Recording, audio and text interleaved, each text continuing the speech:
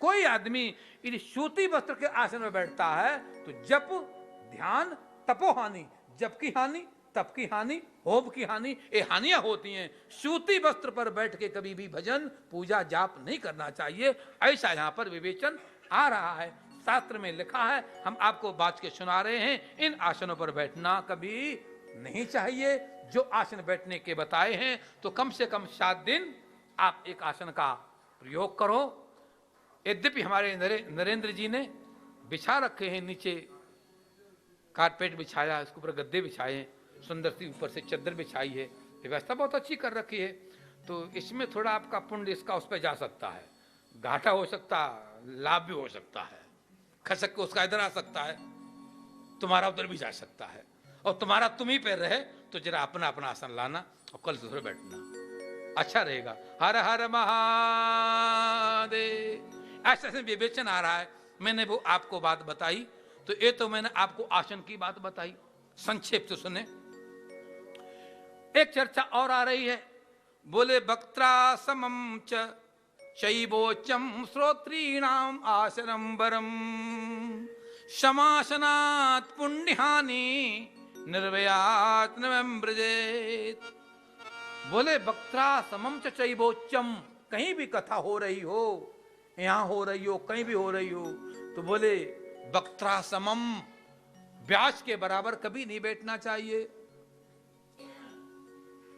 चैवोच्चम, और उनसे ऊपर भी नहीं बैठना चाहिए, उनके बराबर भी नहीं बैठना चाहिए। आप बोले महाराज कथा ही तो सुननी है, ऊपर बैठ गए तो क्या है, कहानी तो सुन रहे हैं, ऊपर बैठ के भी सुन सकते हैं, गलती नहीं कर देना। हनुमान जी ने गलती कर दी थी, महाभारत को दोहरा था। कृष्ण जी पीछे बैठे सुन रहे थे, हनुमान जी पताका बैठे सुन रहे थे। गीता सुनाई जा रही ना, कथा खत्म हुई, गीता कथा समाप्त हुई। अर्जुन जी ने तिलक लिया, चावल लिया, भगवान को रोली मोली लगाई, चंदन अक्षत अर्पण किया, माला पहनाई, प्रणाम किया। बोले आपने बहुत अच्छी कथा सुनाई। हनुमान जी बोले कथा तो मैंने भी सुनी, हम भी प्रणाम कर लें, तिलक कर दें। हनुमान जी तिलक करे, बोले मैं भी कथा आपकी सुनी है प्रभु, हमें आशीर्वाद दीजिए। बोली कब सुनी और कहां सुनी? बोले यहीं सुनी, आपने सुनाई, हमको दिखाई तो नहीं पड़े। बोले तो आपके ऊपर था, कहां थे? बोले आपके शेर के ऊपर, झंडा में, झंडा पर मैं बैठा हुआ था, झंडा में थे। हमसे कितने ऊंचे? बोले 5-6 फुट ऊंचे। भगवान कृष्ण बोले मैं तुमको शाप देता हूं, जाओ पिशाच बन जाओ, जाओ पिशाच बन जाओ। ये भगवान कृष्ण का शाप। हनुमान जी बड़े दुखी हुए, प्रभु जी सब कुछ मेरी सेवाओं को आपने भुला दिया। जब आप राम थे तब मैं हनुमान था,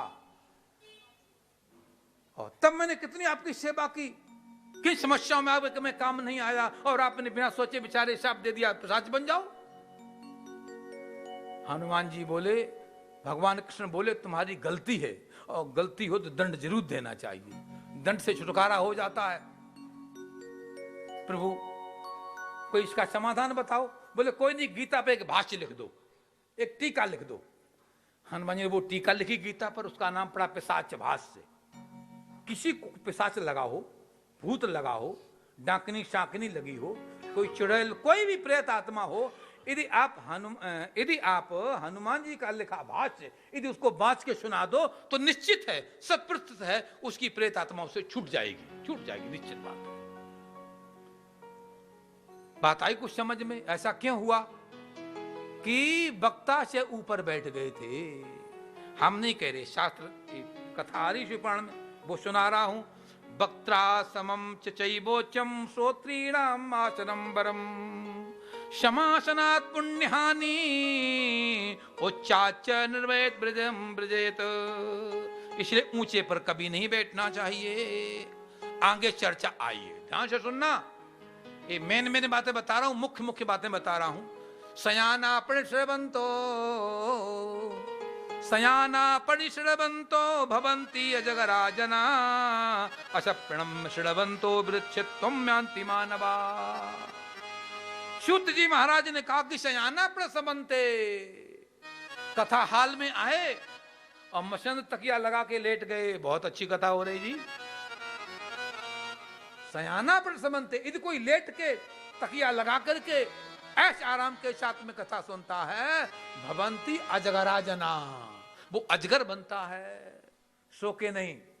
हाँ, एक छूट दे रखी है, यदि कोई अस्वस्थ है, कोई बीमार है, तो वो लेट कथा सुन सकता है, लेट कथा सुन सकता, कोई दिक्कत नहीं।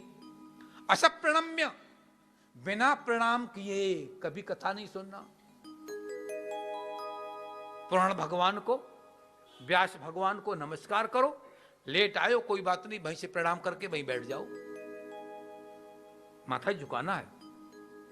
असप्रणम्य शरणवंतो वृक्षत्वम म्यांति मानवाः, वो आदमी वृक्ष बनता है। इसलिए हमने बड़े प्यार और भाव से नतमस्तक होना शिव पुराण को, उसके बाद में कथा सुननी है। बोलो सच्चिदानंद भगवान की। आगे विवेचन आया है, निंदा भंग कथा छेदो दंपत्यो दारु भेदने, शिशु मातृ विभेदश्च ब्रह्म हत्या समम लभे। निंदा भंग कथा छेदो दंपत्यो दारु भेदने। हम एक बात की विवेचना यहां केवल करूंगा, कथा छेदो, कथा चल रही है, आप कोई बात करने लगे, व्यास को विक्षेप हुआ, नुकसान है, श्रोताओं का नुकसान, हमारा नुकसान, अपना नुकसान। इसलिए कहा गया है कि इसमें अपने को पाप भी लगता है। कौन सा पाप लगता है? बोले ब्रह्म हत्या समम लभेत, यहां लिखा है। अब कोई बात तो करेगा नहीं, क्योंकि इतनी बड़ी बात मैंने कह दी है शिव पुराण के माध्यम से। कोई बिल्कुल बात नहीं करना, सावधान रहना, खतरा, बात करना खतरा। आगे बताया जा रहा है, सयाना यदि कोई सो रहा है और बगल वाला उसे नहीं जगा रहा है तो दोष उसको भी लगता है। कोई बगल वाला सो रहा है, आगे वाला सो रहा है, भी उसको हिला दो थोड़ा, क्या समझी? सोने मत देना, सोने मत देना। सोने वाला सांप बनेगा, सोने वाला सांप बनेगा और बगल का बैठा सफेरा बनेगा, बीन बजा के सांप को नचाने वाला, ऐसा लिखा है, क्या समझे? इसलिए बिल्कुल सावधान रहना, सोने मत देना अगल बगल वाले को, सतर्क रहना, सावधान। शंकर भगवान की आगे चर्चा आई है, लसुनम गजनम चैव पलांडुम कवकानि च, लसुनम गिजनम चैव पलांडुम कवकानि च, एतत् जगद्भाद्रो दोहात् प्राजापत्य निषुध्यति। 7 दिन भोजन बहुत सात्विक होना चाहिए, भोजन में लहसुन नहीं, पलांडुम प्याज नहीं, कवक जो ये बादल गहने पे निकलता है ना, क्या बोलते हैं? खुम्ब बोलते हैं, खुम्ब है जय मशरूम, मशरूम। पहले बादल गर्जा करते थे, तब वो बादल गरजने से निकला करता था। आजकल तो बड़ा विज्ञान उन्नति कर ली, ऐसी कुछ उगा लेते हैं। मशरूम नहीं खाना भूल के भी। लक्षणम लक्षणम गिजनम चैव पलांडुम कवकानि च, और एक वो क्या होता? सलगम। क्या? शलगम ही नहीं, सलगम भी नहीं, लहसुन भी नहीं, और वो प्याज भी नहीं, और वो भी बताया वो मशरूम। ये आगे विवेचन आया। इनके साथ साथ बासी भोजन, इसके साथ साथ उड़द की दाल, इसके साथ साथ 2 भी तामसी पदार्थ हैं जो भी सात्विक नहीं, उन्हें बिल्कुल खाना नहीं, जिससे आपको नींद आए, ऐसी चीजें बिल्कुल नहीं खानी है। और बड़े सावधानी पूर्वक, सतर्कता पूर्वक आपने शिव पुराण कथा को सुनना है। तो इस प्रकार से और विशेष बात आपको बताऊं, क्रोधिष्ठ कामना कुटिलिष्ठ कामना, गुस्सा बिल्कुल नहीं कर देना।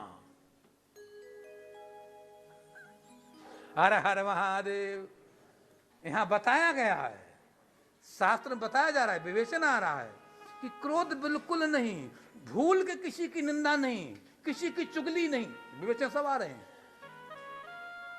7 दिन किसी से द्वेष नहीं, किसी से झगड़ा नहीं, 7 दिन तक किसी से झगड़ा नहीं, किसी से द्वेष नहीं, किसी की चुगली नहीं, बिल्कुल गुस्सा नहीं, कोई बात कहे तो चुपचाप सुन लो। जी हाँ, मुस्की मार के, ठीक है ना जी, बहुत अच्छा कहा आपने जी, बहुत सुंदर आपने बोला।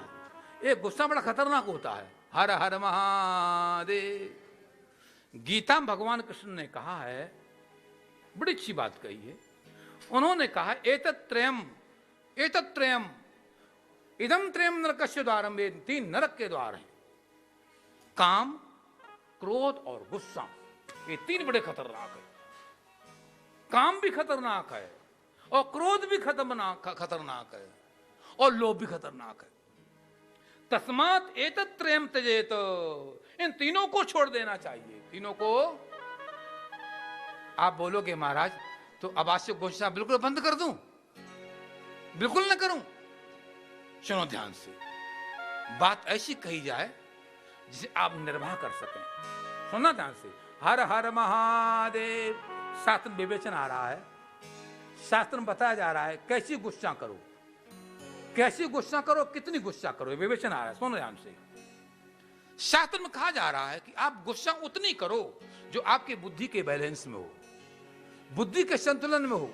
बुद्धि संतुलन खो दे, बुद्धि संतुलन खो दे, ऐसी गुस्सा नहीं होनी चाहिए जिसे आपको लगता है कि हम क्रोध कर रहे हैं। यदि आप क्रोध नहीं करेंगे, ध्यान देना परिमार्जन, यदि आप क्रोध नहीं करेंगे व्यवस्था ठीक नहीं बनेगी। बच्चे स्कूल जाते हैं, आपको कहे महाराज जी ने कहा गुस्सा नहीं करना, हम गुस्सा नहीं, 9 सो बेटे 9 बजे तक सो आराम से, क्योंकि महाराज जी बोले गुस्सा नहीं करना, काम खराब हो जाएगा। गुस्सा करनी है, गुस्सा करनी है, क्रोध करना है, काम लाना है, लोभ लाना है, मोह होना है, पर कितना होना है? शास्त्र की बात। क्रोध करो, मोह करो, लोभ करो, पर कितना? शास्त्र में बताया जा रहा है गुस्सा उतनी करो जो आपकी बुद्धि के बैलेंस में हो, संतुलन बिगड़े नहीं, ओठ फड़के नहीं, चेहरा लाल नहीं हो, दिमाग गर्म न हो, इतनी गुस्सा ठीक है। चैतन्य रहे। बच्चा गलती करता है, मां चाकू लेके दौड़ती है, तेरे को मार डालूंगी, काट डालूंगी। यदि बच्चा खड़ा हो जाए तो मार डालेगी है? वो क्या है? धमकी है, धमकी है कि ताकि ऐसी गलती दोबारा न। तो केवल बच्चे को धमकाने के लिए आप गुस्सा कर सकते हो, बुद्धि के संतुलन में रह करके, खो करके नहीं। इसी प्रकार से काम के बारे में आ जाए, काम होना चाहिए। यदि काम नहीं होगा तो पितृतर्पण कैसे होगा? श्राद्ध कर्म कैसे होगा? श्राद्ध कर्म करने के लिए, पितृतर्पण करने के लिए यदि संतान नहीं करोगे, संतान काम से होती है, कामने को संतान नहीं होगी, और संतान होगी तो फिर पितृतर्पण कौन करेगा? श्राद्ध कौन करेगा? तो काम होना चाहिए, पर कितना होना चाहिए? विवेचन आ रहा है यहां पर। विवाहो न विलासार्थम धर्मार्थमेव केवलम। विवाह किस लिए है? विवाह की बोले न विलासार्थम, ये विलास की नहीं, भोग के लिए नहीं, धर्मार्थ में भी केवल, ये धर्म के लिए। धर्म का तात्पर्य क्या निकला कि पुत्र उत्पन्न करो, संतानें पैदा करो, ताकि आपका जो पिंडोदक क्रिया है, जलोदक क्रिया है, श्राद्ध कर्म है, उसे विघ्न नहीं आ जाए।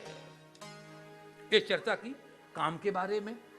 काम होना चाहिए, लोभ होना चाहिए। लोभ कितना हो, मोह कितना हो, सारा उड़ा दोगे, बच्चों की शादी कैसे करोगे? बच्चे कैसे पढ़ाओगे लिखाओगे? तो लोभ होना चाहिए। मोह नहीं करोगे तो बच्चा कैसे पलेंगे? इस चिड़िया में यदि गाय में ममता मोह नहीं होगा तो बच्चा कैसे पालेगी? एक चिड़िया चुंग लाती दबा करके, खुद नहीं, स्वयं नहीं खाती है, बच्चों को अलग खिलाती है। चिड़िया स्वयं भूखी होती है लेकिन अपने मुंह में वो अन्न दबा के लाती है, स्वयं न खा करके बच्चे के मुंह में डालती है। यदि ममता नहीं होगी बच्चा पलेगा नहीं। तो ममता भी होनी चाहिए, मोह भी होना चाहिए, आसक्ति भी होनी चाहिए, राग भी होना चाहिए, काम भी होना चाहिए, क्रोध भी होना चाहिए, पर उसकी है मात्रा। कितनी मात्रा? जिस दाल में नमक, जिस दाल में बहुत नमक डाल लो, बोलो कैसी लगेगी? खूब मिर्ची झोंक दो कस के, कैसी लगेगी? खूब मसाला डाल दो, मसाला कैसा लगेगा? तो जैसे दाल में नमक मिर्च मसाला पड़ता है, ऐसी जिंदगी में उतना ही क्रोध काम लोभ मोह होना चाहिए, उससे अधिक नहीं। ये चर्चाएं सब यहाँ पर इस प्रकार की बताई गई हैं। भोजन के 4 दोष बताए गए हैं, सुनो ध्यान से। शंकर भगवान की 4 दोष भोजन के बताए हैं। स्वाभाविक दोष, निमित्त दोष, आश्रय दोष, स्वत्व दोष। हर हर महादेव। बस इतना ही बताऊंगा। 4 दोष होते हैं, आगे 4 गुण होते हैं। 4 गुण कौन कौन से हैं? सौरभ्य, सौगंध्य, सौरूप्य, ये 4 गुण बताए हैं। भोजन का रूप अच्छा होना चाहिए। भोजन काला कलूटा बना दिया, देखते ही भूख मर जाए, ऐसा भोजन नहीं। सौरूप्य, भोजन का रूप अच्छा होना चाहिए। रूप बहुत अच्छा है पर हृदय को विकृत करने वाला है, तो सौहृदय, हृदय को अच्छा बनाने वाला भोजन होना चाहिए। माताओं सुन लो, भोजन कैसा बना हो? सौरूप्य, रूप अच्छा होना चाहिए। सौहृदय, हृदय को अच्छा बनाने वाला होना चाहिए। कीर्तन गाते गाते भोजन बनाओ। सौरस्य, भोजन में रस भी होना चाहिए। सूखी सब्जी नहीं, आजकल रिवाज चला सूखी सब्जी का, ये शास्त्र में बड़ा निषेध है। शास्त्रों में निषेध है। सूखी सब्जी तामसी मानी गई है। आज के बच्चे सूखी सब्जी ज्यादा खाते हैं। सूखी सब्जी सूखी बनाओ मम्मी जी, पानी तो पड़ना नहीं चाहिए सब्जी में। यहाँ विवेचन आया है, सब्जी में पानी जरूर होना चाहिए। यदि पानी नहीं डालते हैं तो वो सब्जी तामसी है। समझ गए कि नहीं समझ गए? हर हर महादेव। सब्जी में पानी जरूर होना चाहिए। आगे आया है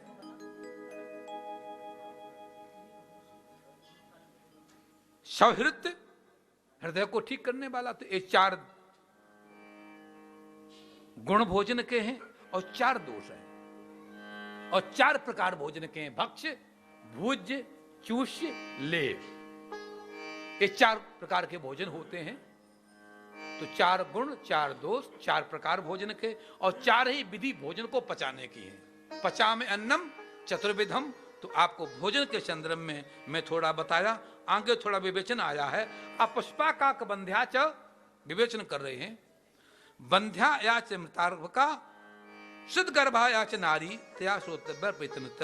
जिस नारी को कभी संतान नहीं होती है, नारी बंध्या है, तो बताया जा रहा है उस बंध्या नारी को चाहिए कि विधिवत वो शिवपुराण कथा सुने, पंचाक्षरी मंत्र का जाप करे। सिद्ध गर्भा, जिसका गर्भ गिर जाता है अथवा गर्भ में बच्चा मर जाता है, मृतार्थ मृत हो जाए, या सिद्ध गर्भ हो अथवा बंध्या हो अथवा काक बंध्या च, कोई संतान विकृति आ जाती है, काक बंध्या च, तो ऐसी नारी को या नारी तया श्रोतव्या प्रियतनतः, उसको प्रियतन पूर्वक शिवपुराण की कथा सुननी चाहिए। उसके सुनने से उसको संतान होती है। और भी कई चर्चाएं आई हैं। तो इन सब चीजों को बड़े प्रेम से, ध्यान से करना चाहिए। ये आपको मैंने संक्षेप से बात सुनाई। बोलो कृष्ण कन्हैया लाल की, वृंदावन बिहारी लाल की जय जय श्री राधे। आज मैं अपनी कथा को मातम तक पहुंचाना था, पहुंचा दिया। घड़ी आगे जवाब दे रही है, आगे अब कुछ बोलना नहीं है। आप सबसे मेरा निवेदन है कि आपने विस्तार से खूब कथा सुननी है और ज्यादा से ज्यादा सुननी है, तो आपसे अनुरोध करूंगा कि आप ठीक 3 बजे पहुंच जाएं। कब पहुंच जाएं? जी सब बोलो मिलके तो काम बने। कितने बजे? मैं ऊंचा सुनता हूं। 3 बजे। माताएं नहीं बोल रही हैं। 3 बजे। यदि आप 3 पहुंच जाओगी तो ठीक 3:30 कथा शुरू हो जाएगी। आप 3 पहुंचेंगे तो कथा लेट शुरू होगी। देखो हम तो आगे सुनाने के लिए आए हैं। जितना हो सके लाभ अधिक लें, ज्यादा अच्छी बात होगी, आपको आनंद आएगा और कथा में बहुत रस आएगा। आज तो पहला दिन है और आज पहले दिन में सब जुटाना पड़ता है, सामान सब सजाना पड़ता है, सब लाना पड़ता है, हमारी बीना और नरेंद्र जम करके, क्या बात है, भाग रहे हैं, दौड़ रहे हैं। इनका एक पैर घर में है, एक पैर यहाँ पर है, एक पैर ऊपर है हमारे क्या नाम की व्यवस्था में। तो बड़ा परिश्रम किया बच्चों ने, परिवार ने, इनका परिश्रम सराहनीय है। आज इनका ज्यादा परिश्रम था। हाँ, और एक बात आपको बताऊं बढ़िया, हर हर महादेव, ये जो कार्यक्रम है ना, ये प्रोग्राम पर देख रहे हो, सुन रहे हो ना, आप रामायण में 3 पात्र सुने होंगे। सुनना ध्यान से, 1 मिनट की बात है। रामायण में 3 पात्र हैं। राम और सुग्रीव को मिलाने वाला कौन है? हनुमान। इस शिवपुराण में हमें नरेंद्र जी से मिलाने वाला कौन है? विजय गोयल जी। ये हमारे हनुमान जी हैं। विजय गोयल हमारे हनुमान जी हैं। तो हमारे नरेंद्र जी से मिलाने का काम हमारे विजय जी ने किया है। हम और नरेंद्र मिले हैं तो कैसे मिले? हमारे हनुमंत लाल श्री विजय जी हैं, उन्होंने हम लोगों को मिलाया है। उसका परिणाम हुआ कि आप बड़े प्रेम से इस कथा को सुन रहे हैं। आइए, बड़ी खुशी की बात, इन्हीं शब्दों के साथ वाणी को विराम। ओम शांति ही शांति शांति। एक नीचे दे दो के बाद मिल के गाएंगे। ओम जय शिव ओंकार।